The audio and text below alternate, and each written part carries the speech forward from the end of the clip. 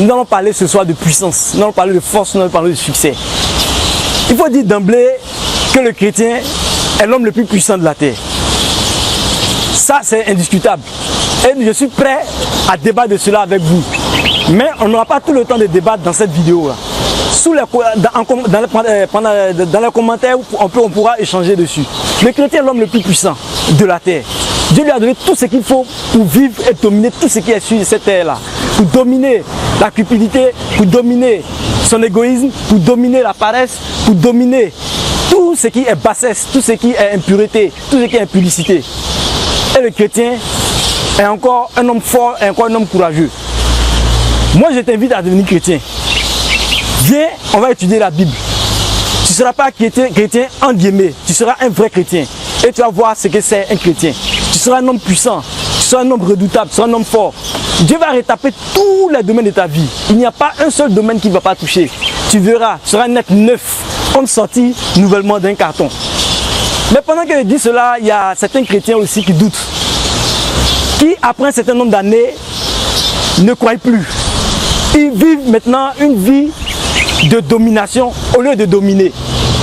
Ils ne se voient plus la puissance de Dieu. Ils ne croient plus en ce Dieu fort, en ce Dieu tout puissant. Mais qu'est-ce qui s'est passé en temps? La Bible dit en Osée 4, à partir du verset 6, que mon peuple est détruit par ce manque de la connaissance.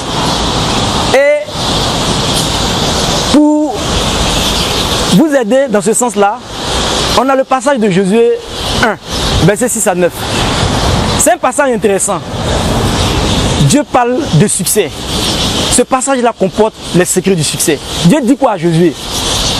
Il lui dit qu'il va réussir, une mission qu'il va donner. Il dit à Josué que tout ce qu'il fait va réussir. Mais à une seule condition. Il faut que Josué s'accroche aux Écritures. Il faut que Josué lise toute la Bible, jour et nuit. Il faut qu'il médite la Bible. Et s'il fait cela, tout va réussir. Mais en faisant cela, il y a une chose qui doit accompagner Josué. Il y a une chose que Josué doit faire. Josué doit être courageux et fort. Et Dieu a dit cela à Josué à 3 reprises. Faisons une pause. Regardons qui est Josué. Josué est un guerrier. Josué c'est un champion. Josué c'est un homme fort. Pourquoi? Josué a tapé 40 ans dans le désert avec le peuple d'Israël. Il fait partie de ceux-là, quand ils ont été envoyés en mission pour aller prospecter la terre promise. Il fait partie de ceux-là qui ont dit qu'ils pouvaient gagner cette guerre contre les Anakim. Josué c'est déjà un homme fort, comme il l'a dit. Mais regardez bien, Dieu dit à Josué, sois courageux et fort. Et il ne dit pas ça à Josué une seule fois, il lui dit à 3 reprises. Mais comment dire à un homme, à un guerrier tel que Josué, quelqu'un qui a marché 40 ans dans le désert sans se fatiguer, sans jamais se décourager, on lui demande encore d'être courageux et fort. Et on lui dit cela 3 fois. Vraiment, c'est vraiment étonnant. Quand j'ai vu cela, j'étais vraiment étonné. Il dit, mais attends, de quel courage Dieu attend de parler ici? De quel courage encore? Dieu veut que Josué soit chargé. Et là, j'ai compris une chose. Dieu, toutes les promesses qu'on va réaliser, toutes les promesses de Dieu que nous allons concrétiser dans nos vies, vont passer forcément par le fait d'être courageux et fort. Ne nous trompons pas. Quand on regarde la société, actuellement, tout ce qu'on dit, c'est viens chercher ta bénédiction. Viens recevoir ta bénédiction. Non! Dieu veut qu'on aille conquérir notre bénédiction. Il a dit à Josué d'être courageux et fort. Il n'attendait pas de Josué un homme faible. Il n'attendait pas de Josué quelqu'un de timide. Quelqu'un qui allait croiser les bras. Il voulait de Josué un homme actif, un homme puissant qui allait conquérir la terre promise. Donc, est-ce que nous croyons toujours aux promesses de Dieu? Tu as entrepris ça, ça n'a pas marché. Tu allais faire ceci, ça n'a pas marché. Mais est-ce que tu crois toujours que Dieu est puissant? Est-ce que tu crois que Dieu est tout puissant dans ta vie? La puissance de Dieu, elle sert à quoi? Dieu ne va pas être tout puissant et rester au ciel pendant que toi tu es en train de souffrir ou bien tu as besoin de cette puissance sur cette terre. La toute puissance de Dieu est là pour ta vie. Elle est là spécifiquement pour toi. Elle est là spécifiquement pour tes projets. Mais toi, à ton niveau, tu as besoin d'être courageux et fort. Si tu n'es pas courageux et fort, ça ne va pas marcher. Dieu, c'est la raison pour laquelle Dieu a dit à Josué à 3 reprises d'être courageux et fort. Donc il y a des projets que tu as mis dans le carton. Il y a des projets que tu as mis dans la poubelle. Il y a certains vœux, il y a certains souhaits, il y a certains désirs que tu as abandonnés. C'est aujourd'hui que tu dois aller récupérer ces projets. Tu seras maintenant, cette fois-ci, avec courage et avec force, affronter toutes les difficultés de ces projets-là. C'est ce que Dieu attend de toi. Au-delà de lire la Bible, au-delà de prier, au-delà de jeûner, tout ce que tu veux dans ta vie, il te faut maintenant être courageux et fort. On va voir un exemple dans la Bible, dans ce même élan-là. Le peuple d'Israël, Dieu a promis Canaan à Israël. Dieu a juré à Abraham de leur donner Canaan. Et il a fait cette promesse-là à Jacob. Il a fait cette promesse à Isaac. Et c'est certain, l'issue de ce combat était certain. Le peuple d'Israël s'est retrouvé aux portes de Canaan. Le peuple d'Israël devait aller conquérir maintenant cette terre-là. Mais, quand on a envoyé des espions, à leur retour, il s'est trouvé qu'il y avait des géants sur cette terre. Il y avait des descendants d'Anak, des hommes qui étaient de plus de 3 mètres de taille. Qu'est-ce que le peuple d'Israël devait faire? Mais le peuple d'Israël a tremblé. Le peuple d'Israël a eu peur. Et le peuple d'Israël a fait marche arrière. Pourquoi est-ce que cela s'est passé ainsi? Parce qu'ils ont cru que la promesse que Dieu leur avait faite, elle est acquise par la facilité.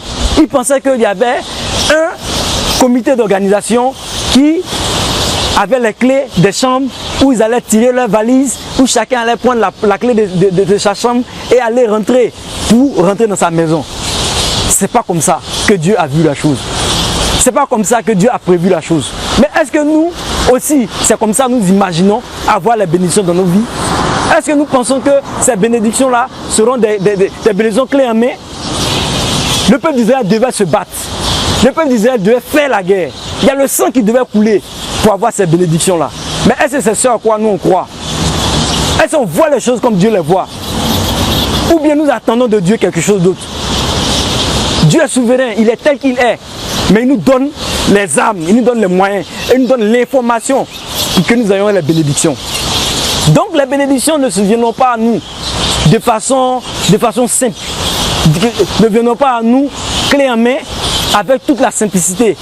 Où on tire les valises et on va chercher, l'autre dit non, je veux la chambre B4, l'autre dit non, moi c'est la chambre C12 que je veux. Il fallait se battre. Se battre contre qui? Des géants. Il y a des géants que tu dois affronter dans ta vie. Il y a des géants que tu dois combattre, que tu dois gagner dans ta vie. Afin d'avoir les promesses de Dieu. Il faut se lever, il faut se battre. L'issue du combat est certain parce que Dieu est avec toi. L'issue du combat, la victoire est déjà là. Le succès est là. Mais c'est à toi d'aller chercher ce succès-là. C'est à toi d'aller récupérer ce que Dieu t'a donné. Mais c'est par le sang, c'est par les larmes, c'est par la guerre. Dieu veut qu'on fasse la guerre. Notre Dieu n'est pas un Dieu, il est l'Éternel des armées. Ce n'est pas un Dieu des vallées, mais c'est un Dieu des montagnes. Je disais à un ami, souvent je dis ça pour plaisanter, il a dit que si pour un élève, si tu es à l'école, que tu cherches 10 sur 20, ça n'intéresse pas Dieu. Parce que Dieu lui 10 sur 20, ça lui dit rien. Mais quand il dit tu veux 18 sur 20, Dieu lui ça l'intéresse. Parce que c'est un Dieu de gloire. Donc Dieu veut voir cette gloire-là briller dans ta vie, mon frère.